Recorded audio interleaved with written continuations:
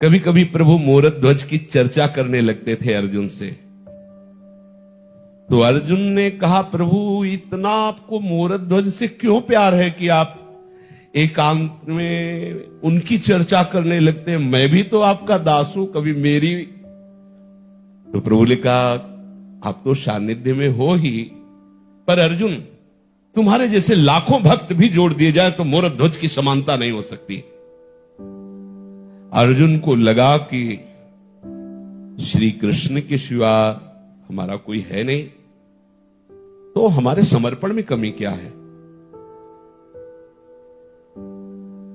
जब से हम प्रकट हुए तब से इन्हीं का मुख देखा है, क्योंकि माता कुंती के दर्शन देने और दर्शन करने प्रायः प्रभु आया ही करते थे। प्रभु ने कहा, चलो हम तुम्हें दर्शन कराते हैं मोरत ध्वज की निष्ठा का, समर्पण का। अर्जुन, युद्ध में प्रशंसनीय मृत्यु को प्राप्त हुए अभिमन्यु में तुम इतनी ममता, इतना शोक कि मेरे समझाने पर भी तुम विकल थे, जबकि मेरा भी है, अभिमन्यु तो मेरा भी है। चलो हम तुम्हें दिखाते हैं भक्त की कैसी निष्ठा होती है।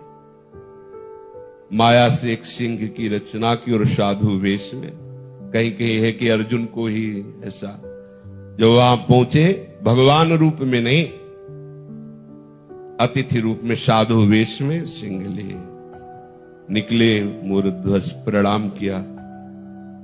तो उन्होंने कहा, ये हमारा मित्र सिंह है, बहुत शांत है, कभी शिकार नहीं करता, आज बहुत भूखा है। मेरी इच्छा हुई कि आज तुम इसका उदर पोषण करो। उनका, भगवान आदेश करो, क्या रसोई बने? रसोई तो कहीं सिंह पाता है क्या? वो तो मांस पाता है। भगवान, आपके लिए हम कसाई वाड़े जा सकते हैं और वहां से मांस ला करके। नहीं, जाने की जरूरत नहीं, घर में मांस है ना। प्रभु, नहीं, यहां तो वैष्णव है, घर में तो कभी ऐसा नहीं। वो जो तुम्हारा पुत्र है ना, दोनों पति पत्नी मिलकर आरे से चीरो और उसका मांस शेर को पवा दो, हो गया। भगवान रूप में बोलते और दिखाई देते भगवान, फिर ऐसी निष्ठा होती तो भी प्रशंसनीय ही है, पर अत्यंत प्रशंसनीय है कि भगवान ने संत रूप धारण किया, भक्त रूप धारण। उनका, भगवान जैसी आपकी आज्ञा। बोले, सामने हमारे ऐसा करो। कटवा दिया, आंसू नहीं निकलने चाहिए। बोले, आंसू क्यों प्रभु, आपकी वस्तु है। संत और भगवंत को सर्वस्व समर्पित है। वो तो बाहरी लीला थी, आवाज दी, दूसरा मोरत ध्वज ऐसे ही भागता, उनका बेटा भागता। वो तो कर तुम अकर तुम मन्नता कर तुम सर्वसमर्थ अपने स्वरूप में प्रकट हो गए। जब तक इस शरीर में ममता है, जब तक अहंकार है, आप में कुछ करने की, आपने कुछ किया है, आप कुछ करेंगे ऐसी धारणा है, तब तक दिव्य राज्य में प्रवेश नहीं होता।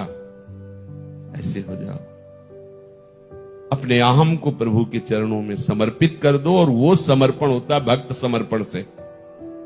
भक्त के प्रति, गुरुदेव के प्रति, संतों के प्रति हमें ऐसी बुद्धि रखनी कि जहां मुझे जाना है वहां ये पहुंचाने वाले प्रभु के द्वारा भेजे गए हैं। प्रभु ने